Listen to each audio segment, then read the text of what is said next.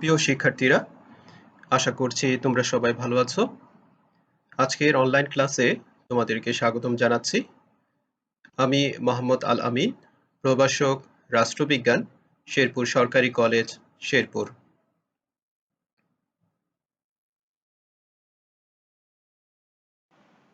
আজকে আমি ডিগ্রি তৃতীয় বর্ষের রাষ্ট্রবিজ্ঞান বিভাগের পঞ্চম পত্র বাংলাদেশের স্থানীয় সরকার ও গ্রামীণ রাজনীতি বিষয়ের প্রথম অধ্যায় স্থানীয় সরকার অধ্যয়নের পদ্ধতি থেকে স্থানীয় সরকার অধ্যয়নের পদ্ধতি নিয়ে আলোচনা করব। আজকের আলোচনা শেষে শিক্ষার্থীরা স্থানীয় সরকার অধ্যয়নের পদ্ধতিসমূহ ব্যাখ্যা করতে পারবে। প্রিয় শিক্ষার্থীরা, আজকে আমাদের আলোচনা যাওয়ার পূর্বে আমরা পদ্ধতি সম্পর্কে জেনে নেব। পদ্ধতির ইংরেজি প্রতিশব্দ অ্যাপ্রোচ, যার অর্থ দৃষ্টিভঙ্গি বা দৃষ্টিকোণ, এবং রাষ্ট্রবিজ্ঞান বা রাজনীতি বিশ্লেষণের ক্ষেত্রে এই অ্যাপ্রোচ শব্দটি সবচেয়ে বেশি ব্যবহার করা হয়। তবে পদ্ধতির আরেকটি ইংরেজি প্রতিশব্দ রয়েছে, যেটি হচ্ছে মেথড, যার অর্থ হচ্ছে আলোচনা বা অধ্যয়নের পদ্ধতি।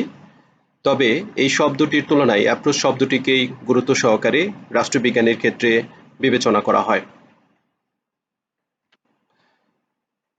রাষ্ট্রবিজ্ঞান বা রাজনীতি বিজ্ঞানে অ্যাপ্রোচ বা পদ্ধতি শব্দটি রাজনীতি অধ্যয়নের এমন একটি পন্থা বা উপায় হিসেবে বিবেচনা করা হয়, যার দ্বারা অধ্যয়নের বিষয়বস্তু নির্ধারণ ও বিশ্লেষণ করা হয়। পদ্ধতি রাজনীতি বিশ্লেষণের ক্ষেত্রে মূলত একটি কাঠামো প্রদান করে, বা পদ্ধতি নিজেই একটি কাঠামো হিসেবে ব্যবহৃত হয়। মূলত রাজনীতির প্রকৃতি স্বরূপ উদ্ঘাটনের জন্য কি কি বিষয় ব্যবহার করা হয় বা কি ধরনের টার্ম ব্যবহার করা হয়, অথবা কি তথ্য সংগ্রহ করা হয় এবং কি ধরনের তথ্য ব্যবহার করা হয়, কিংবা কিভাবে ব্যবহার করা হয়, এই সকল প্রশ্নের সমাধান পাওয়া যায় পদ্ধতি ব্যবহারের মাধ্যমে। স্থানীয় সরকার অধ্যয়নের পদ্ধতিসমূহের মধ্যে প্রথমেই আমরা ঐতিহাসিক পদ্ধতি সম্পর্কে জানব।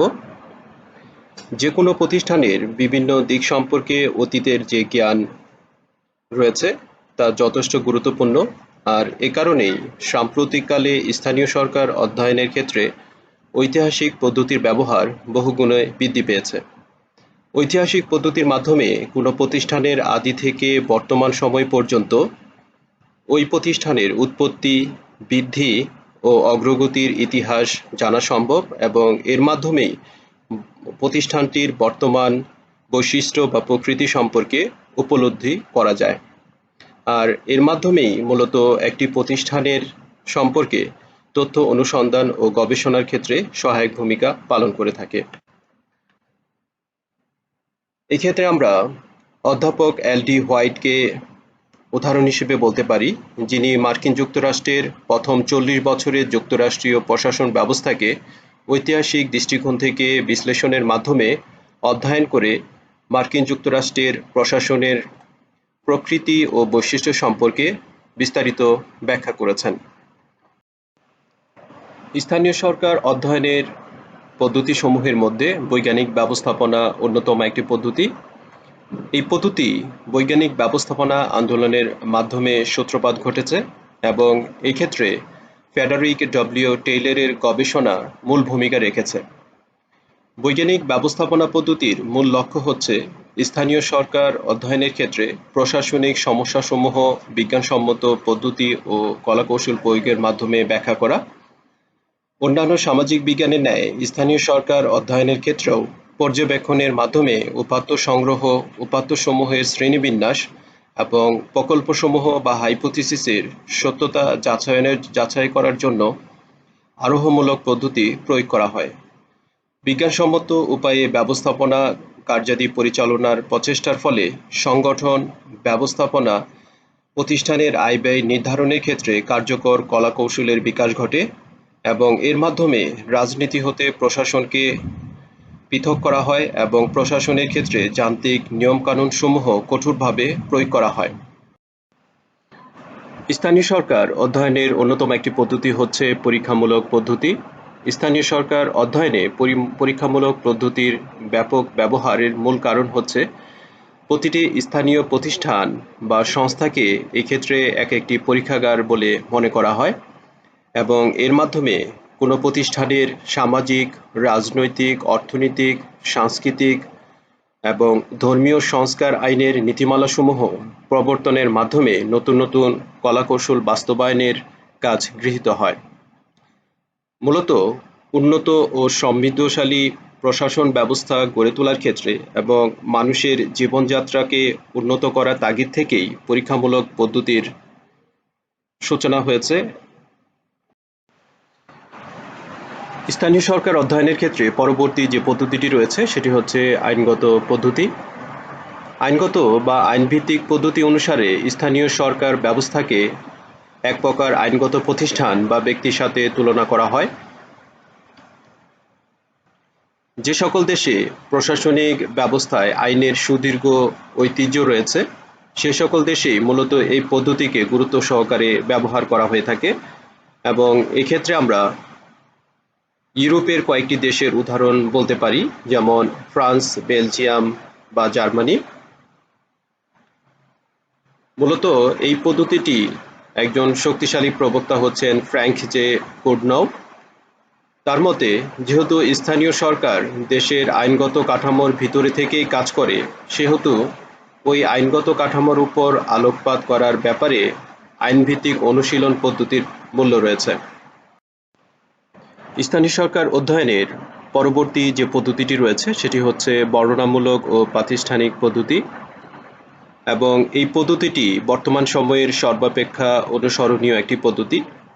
এই পদ্ধতির মাধ্যমে প্রশাসকগণের কার্যকে মূলত অরাজনৈতিক বা প্রযুক্তিগত কাজ হিসেবে গণ্য করা হয় এবং এই পদ্ধতি যারা অনুসারী বা যারা সমর্থক তাদের মতে প্রশাসনিক কাজ বলতে শুধুমাত্র নৈতিকতা নিরপেক্ষ উপায়ে রাষ্ট্রীয় কর্তৃপক্ষের ইচ্ছা কার্যকরী করাকেই বোঝায় এবং এর মাধ্যমে তারা স্থানীয় সরকারের মূলনীতিসমূহ উদ্ঘাটন করতে সর্বাত্মকভাবে প্রচেষ্টা চালিয়ে থাকে। স্থানীয় সরকার অধ্যয়নের পদ্ধতির ক্ষেত্রে রাজনীতিভিত্তিক পদ্ধতি বর্তমান সময়ে আলোচিত একটি পদ্ধতি। বিংশ শতাব্দীর 60-এর দশকে বর্ণনামূলক ও প্রাতিষ্ঠানিক পদ্ধতির বিপরীত একটি পদ্ধতি হিসেবে এর সূচনা ঘটে। যদিও এর অনুশীলনের ক্ষেত্রে আমরা বর্ণনামূলক ও প্রাতিষ্ঠানিক পদ্ধতির বিভিন্ন দৃষ্টিভঙ্গি বা বৈশিষ্ট্য লক্ষ্য করে থাকি। বর্তমান সময়ে স্থানীয় সরকারের রীতিসিদ্ধ বা বিভিন্ন আদর্শগত বিষয়গুলোকে এই পদ্ধতিতে গুরুত্ব আরোপ করা হয়ে থাকে এবং স্থানীয় প্রশাসনকে রাজনৈতিক তত্ত্ব ও প্রচলিত রাজনৈতিক মূল্যবোধের উপাদান হিসেবে বিবেচনা করা হয়। স্থানীয় সরকার অধ্যয়নের ক্ষেত্রে কেস স্টাডি বা ঘটনা সমীক্ষা পদ্ধতি মূলত একটি ইতিহাস ভিত্তিক অধ্যয়ন পদ্ধতি। কেস স্টাডি অধ্যয়ন পদ্ধতি স্থানীয় সরকার অনুশীলনের ক্ষেত্রে মূলত আমেরিকান লেখকদেরই ভূমিকা সবচাইতে উল্লেখযোগ্য। এই পদ্ধতিতে কেস বা ঘটনা বলতে যে কোনো প্রশাসনিক শাখায় সৃষ্ট ও সমাধানকৃত যে কোনো বিশেষ সমস্যাকেই বোঝায়। এই পদ্ধতিতে মূলত ইতিহাস সুলভ উদ্ঘাটনের উদ্দেশ্যে কোনো নির্দিষ্ট প্রশ্ন বা সমাধানের ক্ষেত্রে গৃহীত কোনো প্রশাসনিক সিদ্ধান্তকে কেন্দ্র করে অধ্যয়ন চালানো হয় এবং এর মাধ্যমে সংশ্লিষ্ট দলিলপত্র সাহায্য গ্রহণ করা হয়, অনুসন্ধান বা সংশ্লিষ্ট কর্মকর্তাদের সাক্ষাৎকার গ্রহণ করা হয় এবং অন্যান্য উৎস থেকে বিভিন্ন ধরনের সাহায্য গ্রহণ করে কেস স্টাডি পদ্ধতি অনুযায়ী স্থানীয় সরকারকে অধ্যয়ন করা হয়ে থাকে। বিভিন্ন দেশে জাতীয় স্থানীয় সরকার প্রতিষ্ঠানগুলো এই পদ্ধতি অনুযায়ী নিজ নিজ দেশের প্রশাসনিক সম্পর্কে অধ্যয়ন করে যাচ্ছে এবং এই ধরনের অধ্যয়ন থেকে প্রাপ্ত জ্ঞান এবং অন্যান্য বিষয়গুলো পুস্তক পুস্তিকা আকারে প্রকাশ করা হচ্ছে। স্থানীয় সরকার অধ্যয়নের অন্যতম একটি পদ্ধতি হচ্ছে কাঠামোগত পদ্ধতি। কাঠামোগত পদ্ধতির মাধ্যমে মূলত স্থানীয় সংস্থার প্রশাসনিক কাঠামোসমূহ বর্ণনা করা হয়। অধ্যাপক এল.ডি. হোয়াইট এবং লুথার গুলিক এই পদ্ধতির অন্যতম দুইজন প্রবক্তা।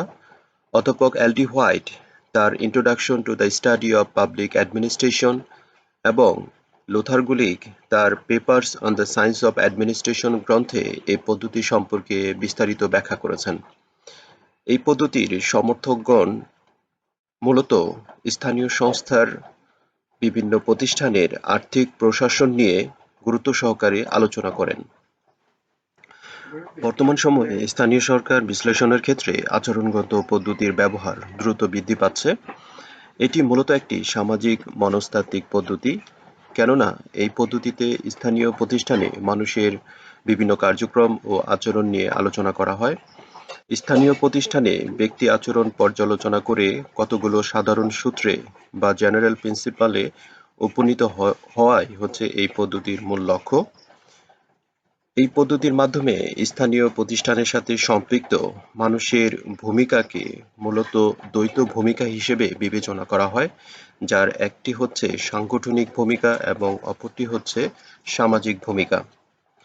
স্থানীয় প্রশাসন ব্যক্তির এই ভূমিকায় ভিন্নমুখিতার কারণে উদাসীন থাকতে পারে না। ফলে স্থানীয় প্রশাসনিক সংগঠনের কাজ কিভাবে করা হয়, ব্যক্তির মনে কি কি আচরণ বা প্রবণতা পরিসৃষ্ট হয়, আচরণগত পদ্ধতির প্রয়োগের ফলে এই বিষয়গুলো সম্পর্কে আমরা সহজেই অবগত হতে পারি এবং এর মাধ্যমে প্রশাসনের সাধারণ নীতিমালা সম্পর্কে আমরা জানতে পারি।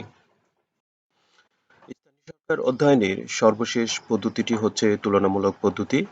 তুলনামূলক পদ্ধতি মূলত একটি ঐতিহাসিক পদ্ধতি। বর্তমানে স্থানীয় প্রশাসনের ক্ষেত্রে এই পদ্ধতির ব্যবহার ধীরে ধীরে বৃদ্ধি পাচ্ছে। এই পদ্ধতি অনুযায়ী বর্তমানে স্থানীয় সরকারের প্রতিষ্ঠানসমূহ তুলনামূলকভাবে পর্যবেক্ষণ করে কতগুলো সাধারণ সূত্রে উপনীত হওয়া যায়। গ্রিক দার্শনিক অ্যারিস্টটল তার পলিটিক্স নামক গ্রন্থে এই পদ্ধতি ব্যবহার করেছেন। তিনি মূলত সরকারের শ্রেণীবিভাগ এবং বিপ্লবের কারণ ও ফলাফল বিশ্লেষণ করতে গিয়ে তৎকালীন সময়ের ১৫৮টি দেশের বা রাজ্যের শাসন ব্যবস্থা সম্পর্কে তুলনামূলক আলোচনা করে একটি সাধারণ সূত্রে উপনীত হয়েছেন এবং তিনি তার মতামতকে ব্যক্ত করেছেন। আমার আজকের আলোচনা এই পর্যন্তই। সবাইকে ধন্যবাদ।